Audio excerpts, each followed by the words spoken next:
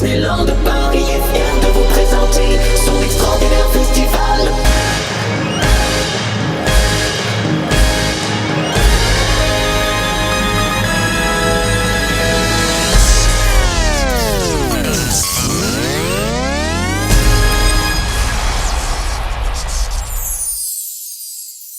En 1992, une parade magique célébrant l'héritage de Walt Disney prenait vie en apportant de la joie et de l'imagination pour illuminer nos cœurs.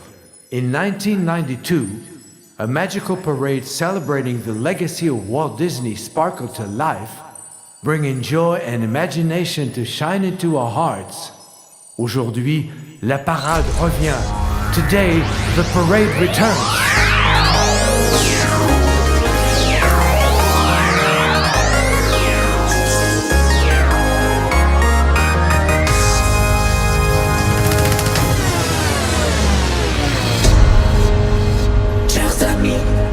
Aujourd'hui, Disneyland de Paris est fier de vous présenter son extraordinaire festival de magie nocturne et d'enchantement. Dans une féerie de mille et de lumière, sur une musique électro-synthé magnétique. The Disney Electrical Sky.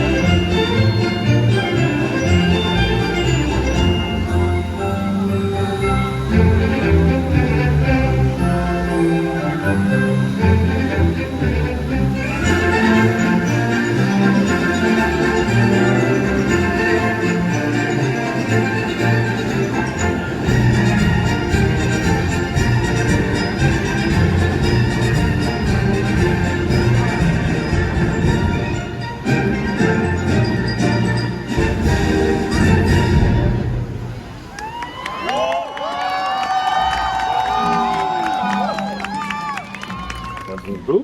Du coup, Adrien Mouret, je suis concepteur lumière. Je suis à Disney depuis 2015, où j'ai été intermittent, j'ai été technicien, j'ai été régisseur, donc je suis passé quasiment par tous les spectacles depuis 2015. Et en tant que concepteur, ça fait 3 ans maintenant que je suis concepteur à Disney, j'ai pu concevoir l'ensemble du 30e anniversaire, que ce soit Delight ou tout le déco package aussi du 30e anniversaire sur le gazebo, la gare. J'ai pu faire le 14 juillet, Avengers Power the Night, beaucoup de beaux projets. Un beau palmarès. Ouais, complètement. Ouais. Et du coup, est-ce que tu peux un peu nous expliquer quel a été ton niveau d'implication sur la Disney Electrical Sky Parade et en quoi, qu'est-ce que tu as fait plus concrètement sur ce Mon travail de base, c'est d'être le lien avec le metteur en scène vers les métiers techniques qui se trouvent plutôt du côté de la lumière, du coup. Mais j'ai fait sur ce spectacle le concept lumière, laser, drone, fontaine. On a des fontaines sur le château, c'est assez unique, donc c'est passionnant à faire aussi. Les lasers, on a plusieurs types de lasers qui vers le public sur le château. On a toute la lumière qui englobe le public et il a fallu trouver d'autres manières de venir englober le public sur ce spectacle parce qu'on essaye de toujours rendre plus immersif. Puis la parade, c'était quelque chose d'hyper immersif. Du coup, on a cherché à rendre ça, même sur Main Street, très immersif. Et on a bien sûr les drones qui sont le point culminant depuis maintenant 2 ans, les drones sur le parc, et on essaye de développer de plus en plus cette technologie pour là faire apparaître toute une parade dans le ciel. Et du coup, mon travail, c'est encore une fois de donner vie aux premières idées de la direction artistique et de les approfondir et de les peaufiner et de faire plein d'échanges avec le metteur en scène pour prendre tout ça vivant. Ce soir, on assiste à l'une des répétitions du spectacle. Comment ça s'organise un peu ces répétitions comment ça se passe? Alors là, on est à 3 jours de la répétition générale, donc c'est-à-dire de l'ultime répétition avant la première. Ce soir, on a encore un peu de fontaine à enregistrer dans la machine. On a des lasers aussi, parce qu'il faut venir peaufiner tous les effets laser sur la vidéo. On a les drones, on va répéter les drones et on va faire du coup des répétitions en vol de drones au-dessus du château avec l'ensemble des autres éléments et on va voir si tout match ensemble et comment on peut faire que tout fonctionne bien ensemble. Ça c'est vraiment, les dernières répétitions servent à vraiment orchestrer avec le metteur en scène, à vraiment que tout puisse fonctionner, s'imbriquer les uns dans les autres. Vous êtes confiant? Oui, vraiment confiant. Oui, on est très content du résultat et on a hâte de le partager avec tout le monde. Et est-ce que tu as un petit effet que tu préfères ou pas? J'adore Peter Pan, par exemple. C'est vraiment un personnage que j'aime beaucoup et qui fait assez rêver, je trouve. Et du coup, le passage avec le bateau, si vous l'avez déjà vu, je le trouve assez remarquable. Ouais, c'est vraiment un passage que je trouve assez magique. Ouais.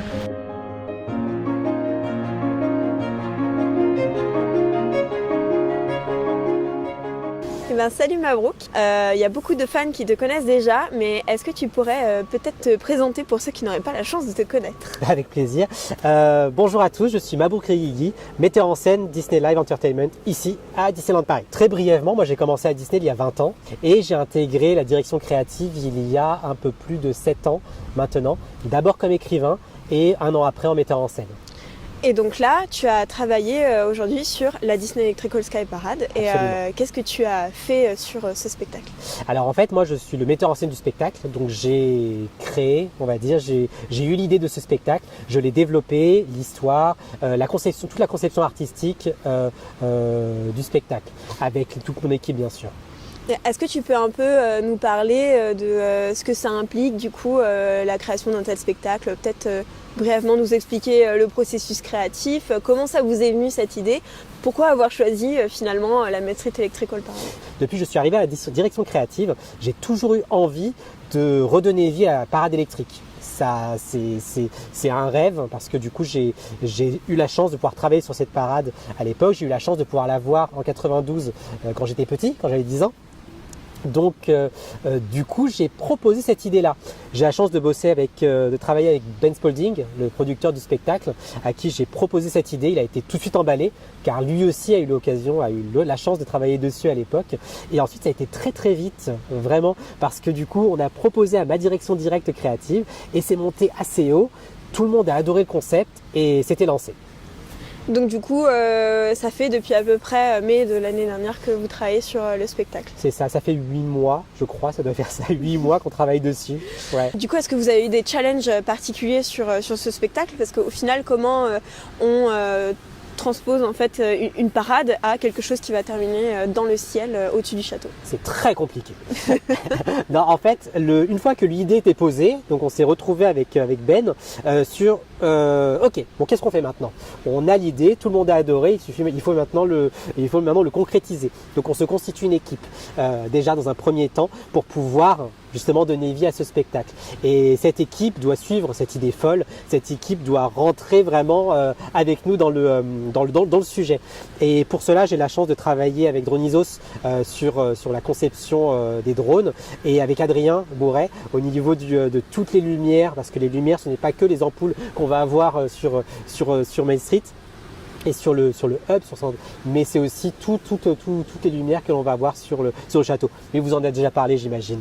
Et une fois que nous avons cette équipe-là, on va commencer le travail de fond et on va créer un cadre au spectacle. C'est-à-dire de se dire combien de temps va durer le show, combien de séquences je voudrais avoir dedans, comment on va naviguer dans l'émotion dans le spectacle, quels vont être les moments forts que je veux apporter, à quel moment je voudrais que ça respire aussi. Car je pense que tu connais la musique qui est très répétitive et justement la musique nous a amené toutes ces émotions-là et toutes ces respirations dans le spectacle. Mais l'un des challenges, comme tu précisais juste avant, les plus importants, c'est de redonner l'émotion que les visiteurs ont pu avoir lorsqu'ils ont découvert cette parade ici à Disneyland Paris et leur donner exactement la même émotion lorsqu'ils verront le spectacle. Et aussi faire découvrir ce type de spectacle et de l'émotion aux nouvelles générations. Et du coup, en parlant d'émotion, est-ce que toi, sur ce spectacle, tu as une petite séquence que tu préfères? Alors j'aime tout le spectacle. Chaque séquence a vraiment un moment d'émotion particulier. L'ouverture du spectacle est très importante parce qu'il annonce le retour de la parade. Et c'est vrai qu'on a toujours des frissons. Enfin, moi, j'ai toujours les frissons quand j'entends vraiment les premières notes de cette parade.